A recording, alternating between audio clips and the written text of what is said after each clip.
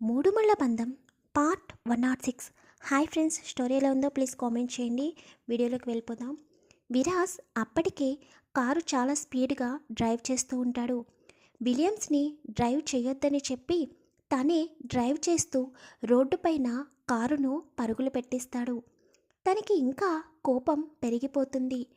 కోపాన్ని ఎలా కంట్రోల్ చేసుకోవాలో తెలియక ఒక లోన్లీ ప్లేస్లో కార్ని ఆపి కిందకి దిగి కారు అద్దాన్ని తన చేతితో గట్టిగా పంచిస్తాడు. కారు ఫ్రంట్ గ్లాస్ మొత్తం పగిలిపోయి పీసెస్ అన్నీ విరాజ్ చేతిలో గుచ్చుకుంటాయి. విరాజ్ని అలా చూడగానే విలియమ్స్కి భయం వేస్తుంది. ఎప్పుడూ కూడా తనని గాయం చేసుకొని విరాజ్ ఈరోజు తనకి తనే గాయం చేసుకుంటే విలియమ్స్ భయంగా 2 అడుగులు వెనక్కి వేస్తాడు. ఫేస్ చూడాలంటేనే విలియమ్స్కి భయంతో చెమటలు పట్టేశాయి. ఇంతలో ఫోన్ రింగ్ అవుతుంటే ఫోన్ తీసి స్క్రీన్ పైన ఉన్న నెంబర్ చూసి తన కోపాన్ని కంట్రోల్ చేసుకుని ఫోన్ అటెండ్ చేసి చెప్పండి మావయ్య అని అంటాడు. సారీ విరాజ్, నువ్వు వైష్ణవితో మాట్లాడాలని అనుకున్నావు అని నేను తనతో పంపించాను. కానీ తన బిహేవియర్ వల్ల నువ్వేమన్నా బాధపడ్డావా? తను ఇప్పటి వరకు ఎప్పుడూ కూడా ఎవరితోటి మాట్లాడలేదు. తన తరపున నేను సారీ చెబుతున్నాను అని అనగానే, అయ్యో మావయ్య, నేనేమీ ఇబ్బంది పడలేదు. మీరే అంటున్నారు కదా తను ఎప్పుడూ కూడా ఎవరితోటి ఎక్కువ మాట్లాడలేదని. నేనేమీ తప్పుగా అనుకోవడం లేదు. మీరు సారీ చెప్పాల్సిన అవసరం లేదు అని అంటాడు. నాకు తెలుసు బాబు, నీది చాలా మంచి మనసు అని. నేను నెమ్మదిగా వైష్ణవికి చెబుతాను. నువ్వు ఎక్కువ ఇబ్బంది పడకు అని సూర్య గారు అనగానే విరాజ్ కూడా మనసులో నాకు కూడా కావాల్సింది అదే. మీరు నా గురించి ఎంత మంచిగా వైష్ణవికి చెబితే అంత త్వరగా తను నా దారిలోకి వస్తుంది అని అనుకుంటూ పర్వాలేదు మావయ్య అని అంటాడు.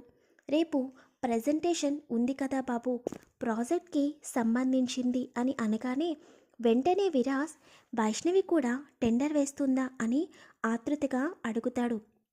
అవును బాబు, దాని గురించి అది 2 months నుండి కష్టపడుతుంది. రేపు టెండర్ ఉంది. ఆ చికాకులో ఉండి నీతో సరిగ్గా మాట్లాడలేదు అని అనగానే, అయ్యో మావయ్య, నేను కూడా రేపు టెండర్ వేయడానికి వెళ్తున్నాను. అక్కడ వైష్ణవిని కలుస్తాలే, మీరు బాధపడకండి అని చెప్పి ఫోన్ కట్ చేసి, రేపు నువ్వు టెండర్ ఆఫీస్కి వస్తున్నావా? నాకు కూడా నీ ప్రెజెంటేషన్ వినాలనుంది. నీ క్యాపబిలిటీ ఏంటో చూడాలని ఉంది అని వికృతంగా నవ్వుతూ ఉంటాడు విరాజ్. వైష్ణవి రూమ్లోకి వెళ్ళిన తర్వాత చాలా చిరాకుగా అనిపిస్తుంటే మళ్ళీ ఫ్రెష్ అయ్యి తన ల్యాప్టాప్లో వర్క్ చేసుకుంటూ కూర్చుంటుంది. విరాజ్ తన ఇంటికి వెళ్ళగానే అక్కడే సోఫాలో కూర్చుని వైష్ణవి తనతో ప్రవర్తించిన తీరుని గుర్తుకు తెచ్చుకుంటూ ఉంటాడు. రిషి పక్క నుండి విరాజ్ని గమనిస్తూ ఉంటాడు. తన చేతికున్న దెబ్బని చూడగానే రిషికి కంగారుగా అనిపిస్తుంది. కానీ విరాజ్ వైష్ణవి వాళ్ళ ఇంటికి వెళ్ళాడని ముందే రిషికి తెలుసు కాబట్టి అక్కడ ఏదో జరిగిందని అనిపిస్తుంది రిషికి. విరాజ్ మాత్రం రేపు టెండర్ ఆఫీస్కి వస్తావు కదా, అప్పుడు చెబుతాను నీ పని అనుకుంటూ తన రూమ్కి వెళ్ళిపోతాడు. ఇలా చంద్రుడు వెళ్ళిపోయి సూర్యోదయం అవుతుంది. షార్ప్ 10 o'clockకి అందరూ టెండర్ ఆఫీస్కి చేరుకుంటారు. అక్కడికి యుఎస్లో ఉన్న టాప్ కంపెనీస్ చైర్మన్స్ మరియు సిఇఓస్ అలా చాలామంది అక్కడికి చేరుకుంటారు. ఎందుకంటే అది చాలా పెద్ద గవర్నమెంట్ ప్రాజెక్ట్. అది కనుక తమకి ఓకే అయితే తమ కంపెనీ నెంబర్ 1 పొజిషన్లో ఉంటుందని ఎవరికి వారు చాలా గట్టిగా ప్రజెంటేషన్ ఇవ్వడానికి రెడీగా ఉంటారు. ప్రజెంటేషన్ ఇవ్వడానికి విక్రమాదిత్య కూడా రావాలి. కానీ విక్రమాదిత్య ప్రజెంటేషన్ ఇవ్వడానికి బయలుదేరగానే వేరే రీజన్ వల్ల విక్రమాదిత్య ఆ రోజు టెండర్ ఆఫీస్కి రాడు. అండ్ విక్రమాదిత్య ఉండేది కాలిఫోర్నియాలో కాదు కాబట్టి వైష్ణవి గురించి విరాజ్ గురించి విక్రమ్కి తెలియదు. కానీ తను ఎందుకు రాలేదో మనకి ముందు ముందు తెలుస్తుంది. విరాజ్ టెండర్ ఆఫీస్ బయటే వైష్ణవి గురించి ఎదురు చూస్తూ ఉంటాడు. తన నిరీక్షణ ఫలించినట్టుగా వైష్ణవి కారులో నుండి దిగగానే వైష్ణవి దగ్గరికి వెళతాడు. వైష్ణవి విరాజ్ని చూసి నార్మల్గానే ఉంటుంది.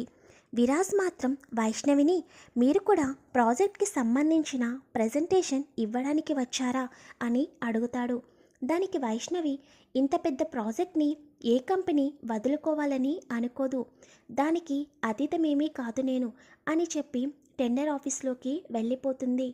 వైష్ణవి తనతో అలా మాట్లాడుతుంటే విరాజ్లో కోపం పెరిగిపోతుంది. కానీ తన కోపాన్ని ఎంతో కంట్రోల్ చేసుకుంటూ ఉంటాడు.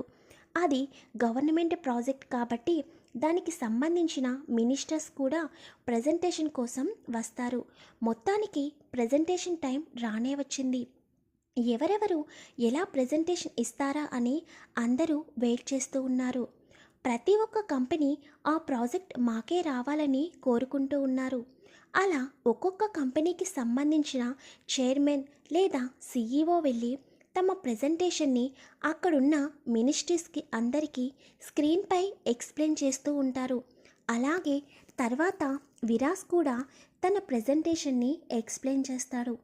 విరాజ్ ప్రజెంటేషన్ చూడగానే మినిస్టర్స్ అందరికీ విరాజ్కే ప్రాజెక్ట్ ఓకే చేయాలని అనిపిస్తుంది.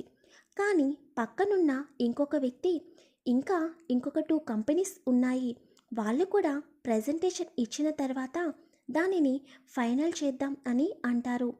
అలా లాస్ట్ ప్రజెంటేషన్ వైష్ణవిది అవుతుంది. వైష్ణవి ప్రజెంటేషన్ ఇవ్వడం కొరకు స్క్రీన్ పైన ల్యాప్టాప్ ఓపెన్ చేసి ప్రొజెక్టర్ కనెక్ట్ చేసి తన ప్రజెంటేషన్ని స్క్రీన్ పైన అందరికీ ఎక్స్ప్లెయిన్ చేస్తుంది. విరాజ్ మాత్రం వైష్ణవి వైపు కన్నార్పకుండా అలాగే చూస్తూ ఉంటాడు. ఎందుకంటే వైష్ణవి చాలా క్లియర్గా తన ప్రజెంటేషన్ని ఎక్స్ప్లెయిన్ చేస్తుంది. అందులోనూ విరాజ్ కంటే తక్కువ బడ్జెట్తో అండ్ గుడ్ క్వాలిటీతో ఎలా గవర్నమెంట్ ప్రాజెక్ట్ కంప్లీట్ చేయాలో చాలా క్లియర్గా ఎక్స్ప్లెయిన్ చేస్తుంది.